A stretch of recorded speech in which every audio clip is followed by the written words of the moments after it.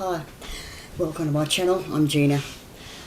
I'm finally getting around to doing a proper review of this book, Dewey and Elvis.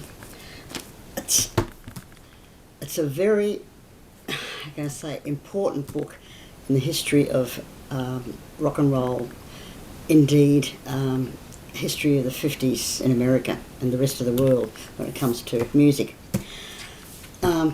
I've made some notes, and I'm also going to read some passages from the book because I just want to stress to you, if you can get hold of it, it really is worth getting. Dewey Phillips was the first DJ to play an Elvis record on the radio station Memphis WHBQ, and he also conducted the first live on-air interview with Elvis in July 1954. So the first 10 chapters of the book are mostly about Dewey's life, how he got started as a DJ, working at a five and dime store in Main Street near Beale Street in their record department. Now there's a lot of historical data about Beale Street and how it became a musical mecca for black people and later on for Elvis and other white people who were drawn to what was then called race music.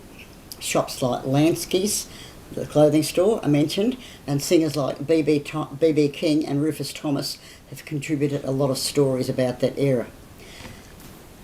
I'll just read something here about Dewey when he was born. He was one of 6 children, 3 of whom died at birth. He spent most of his youth in Adamsville, a town of only several thousand.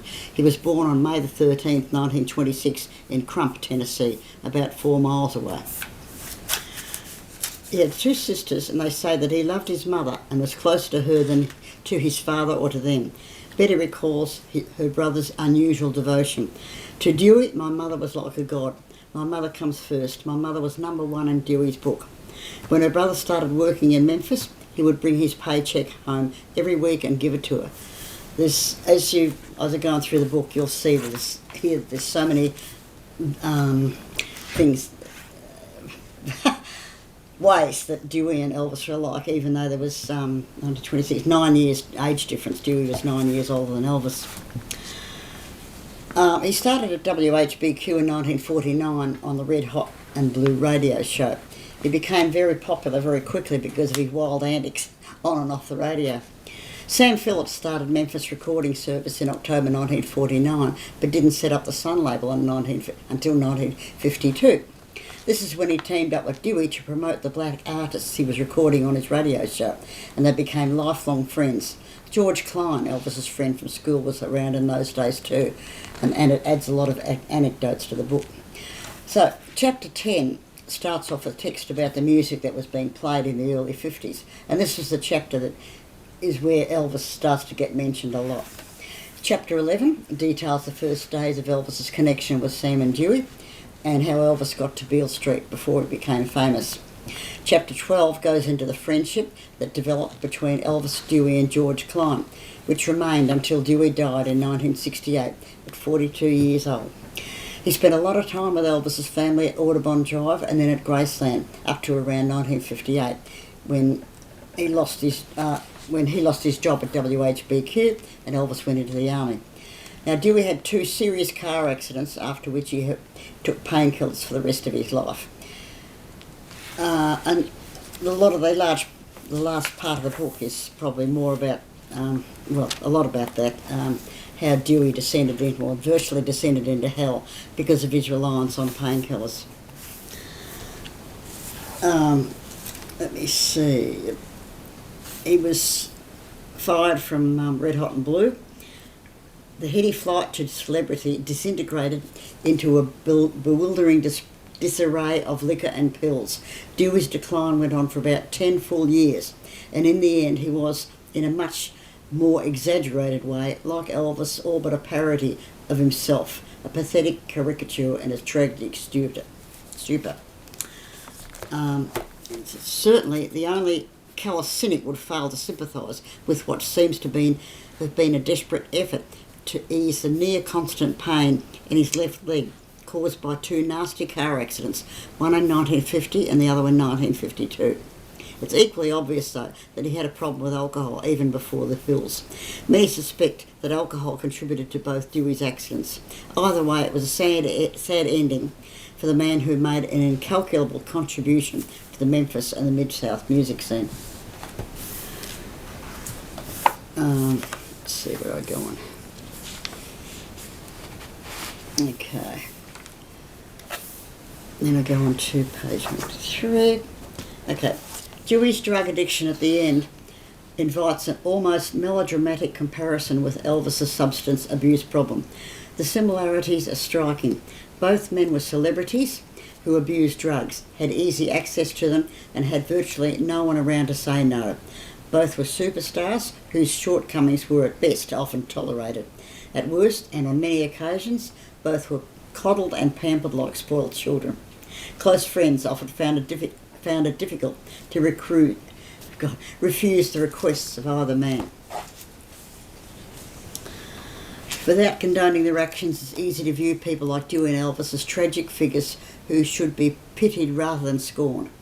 If nothing else, their rocket rides to stardom and easily accessible drug supplies were not accompanied by the abundance of drug treatment programs afforded most celebrities today.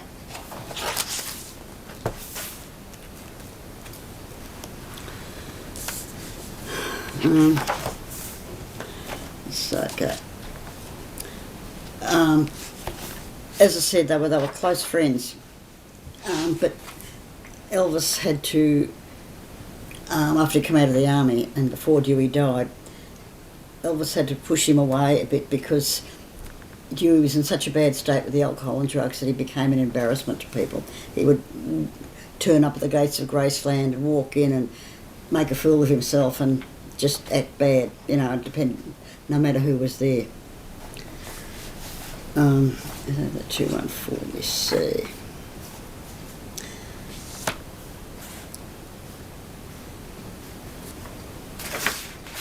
His favourite practice was to pretend to call Elvis and then tell whoever would bother to listen that he had just talked to the king and everything was going to be okay. I think he was just fantasising, said Dickie Lee. Dickie Lee was another friend. Everybody knew he was lying, pretending that Elvis was on the other end of the phone. Reuben Cherry remembers the last time he saw Dewey, a crumpled figure sitting on the curb outside his store, so dishevelled that Cherry barely recognised him. When he realised it was Dewey, he asked what he was doing there. Reuben said Dewey's last words to him were, "Waiting for Elvis." This is where it gets sad. It's terrible.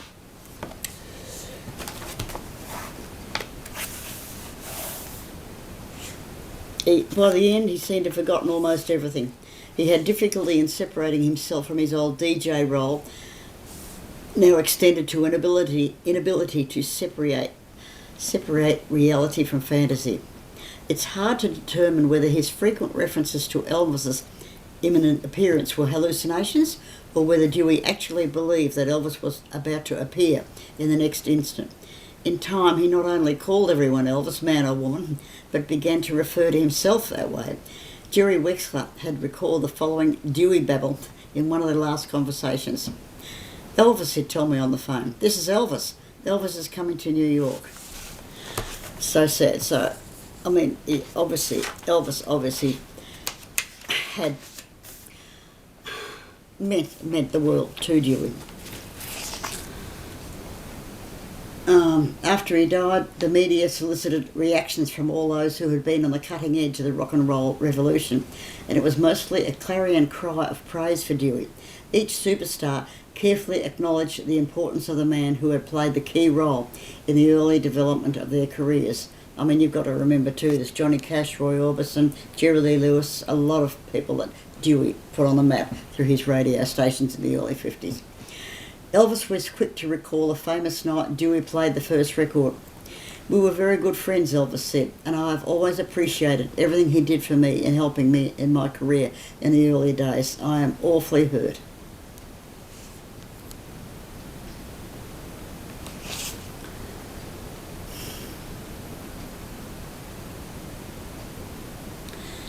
Paul Bearers, Sam Phillips, George Klein, Dickie Lee, George Cockrell.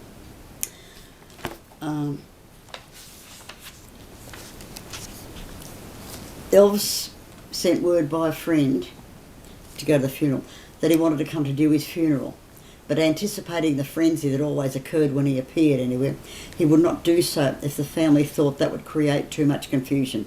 Dewey's wife, Dot, replied through the friend that it would be perfectly all right if he attended, and Elvis did indeed show up at the Memphis funeral home, along with Priscilla, his father, Vernon, and several members of his entourage. He sent a wreath shaped in the form of a large horseshoe, inscribed with Dewey's favourite expression when he played a new record he thought it would hit big, call Sam. When Presley arrived, Dot recalled, he came over to me and hugged me. He then introduced him to Odessa, Dewey's mother, who he had never met. He sat between me and her during the service. Dot was moved when she saw Elvis crying. In Elvis What Happened, Red West provides an account of Elvis having the giggles at Dewey's funeral, a story some have circulated to suggest Elvis's lack of proper respect for a man who had played a major role in his career.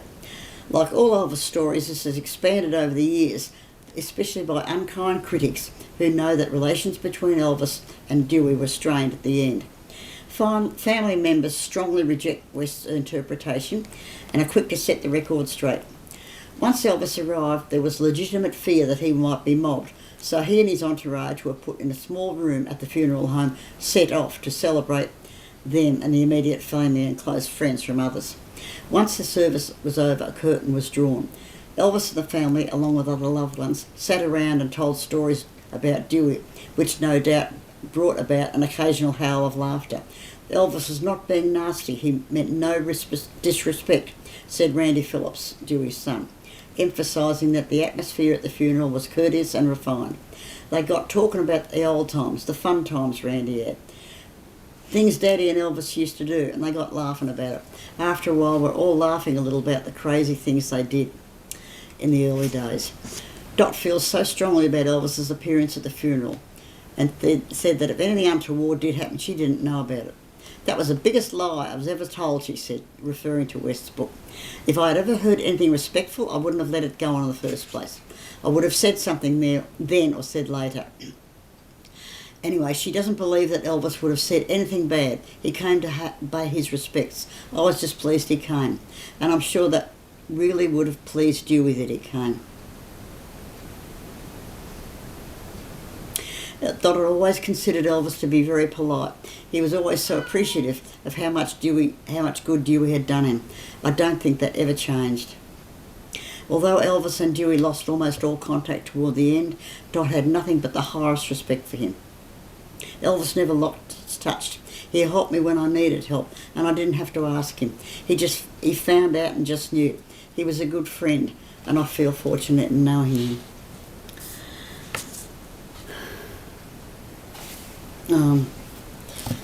Chapter 16 reflects on the contribution that Dewey made in launching Elvis's career and his legacy.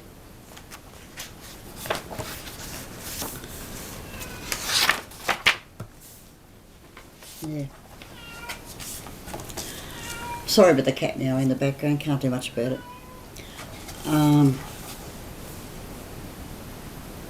Rock and roll, let me see, had no pressing need to cry out for social revolution or racial change. It needed neither violent protests nor peaceful picket lines. Its power transcended the confines of not just the rural South but of the entire country. You can go anywhere else on earth outside the US and rock and roll music is symbolic of freedom. Not democracy, not Christianity. Rock and roll music, which succeeded where both politics and religion failed to spread the American culture for good or bad to the rest of the world. Sam Phillips himself, as might be expected, makes the same kind of assertion.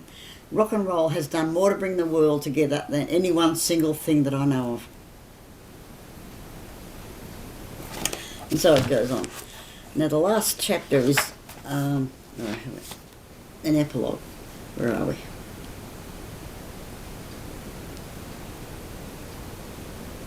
Oh yeah, okay, the epilogue. The Easter weekend of 1955. Elvis had gained popularity and the whole gang, Dewey, Sam Phillips, Elvis and everyone's families, were sitting around Sam Phillips' swimming pool relaxing and enjoying life. The year 1955, the heady days of Elvis's early superstardom, was the period when he and Dewey seemed to be almost joined at the hip. Presley had not yet been crowned king of rock and roll, but already the efforts of his court jester had helped spread his fame from the confines of his provincial beginnings to a much larger Mid-South audience. Basking in the crew-cut complacency of the peace and prosperity promised by the Eisenhower years, the country, after several dismal decades of depression and world war, was bubbling over with wide-eyed optimism. It was difficult to find anyone not convinced that the best was yet to come.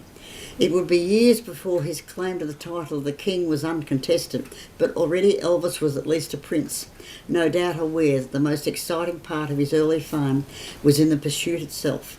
All was indeed right with the world. On this particular evening in Sam's backyard, everyone, including Elvis, seemed to be in a particularly pensive mood. Whenever the crowd got together, especially Dewey and Sam, there was always lots of hollering and carrying on. But this night seemed to be different. The evening had started late, and after a while, things just seemed to quiet down and everybody got kind of comfortable in their favourite chairs. Before anyone realised it, the first light of an Easter sunrise began to break. At that point, Elvis, without provocation or request, ambled over to his guitar and started strumming slowly. Just as the sun was coming up, he began singing "Take My Hand, Precious Lord," Dot says as she stares outward, apparently seeing the picture now as vividly as then. And I think it was the most beautiful moment I can remember in my whole life. As Dot relates the incident, it is difficult to picture that frozen image without thinking of how the story ended. It's hard to conjure up the instant without seeing it from this side of the sadness and sorrow that accompanied the stratospheric rise and fall of both Elvis Presley and Dewey Phillips. It's impossible to isolate that single mental picture without thinking of the awful declines that lay ahead for both of these extraordinary men. Those old enough to remember those wonderful years between the moment Dot remembers and the final fall, perhaps become misty-eyed as well. Nor can we help but be drawn to the conclusion that nice quiet evening in Memphis with Sam Phillips' backyard during Easter 1955 might have been the final fading moments of American innocence. As I said, gee, I did it without crying. Almost. I'll just show you a few of the photos in the book and then we'll finish up. I'll turn the camera around. So, oops, it's the cover. Photo in there of Dewey.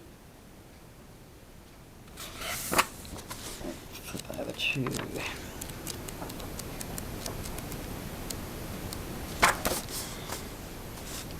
and Dewey again. Beale Street. Oh, no, the home of the Blues record shop in Beale Street, facing east from Main Street. Late 1930s or early 40s. Poplar Tunes on Poplar Avenue. I remember reading that was one of Elvis's favourite record shops.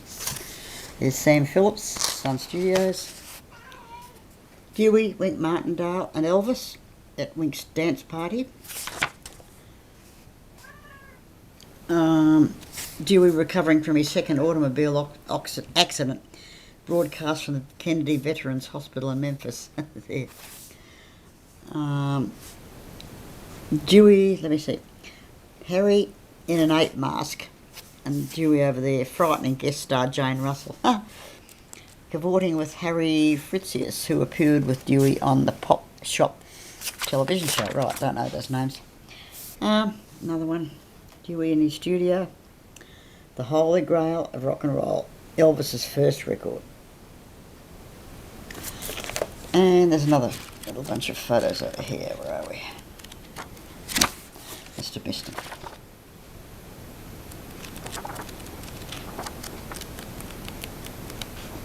There we are. Okay, it's Dewey in early days, 1949. Station of the official WHBQ publicity shop at the station's new star. That's him in uniform in World War II. That's his wife, Dot. Okay, this one's, gee, looks more like Julie Lewis there, doesn't he? Dewey, June the 9th, 1950. The Chisco Hotel, the home of the Red Hot and Blue radio show. Dewey is MC with Lionel Hampton, 1950s. Dewey and Elvis in their favourite store, Lansky Brothers on Beale. With Elvis at the Russwood Park concert.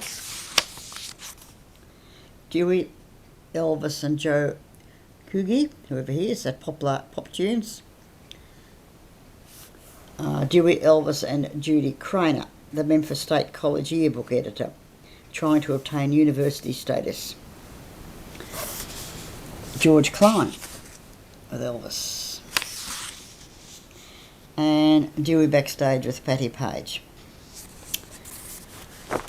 So, well, that's about it. That's gone for 10 minutes, yeah. Anyway, I'm going to now, in the next few days, try and read Elvis and the Colonel and Dr. Nick's book about Dr. Nick and Elvis, because those are two other books that need detailed descriptions, because you can buy these books and not really know what tangent they're going down before you buy them, because they're quite expensive, and because the older they are, the harder they are to get. This one was published, when was this one published? I think it was no, 2005, so it's not that old, but it is getting hard to get. Okay, thanks for watching. Thanks for putting up with my mumbling. Catch you next time. Bye.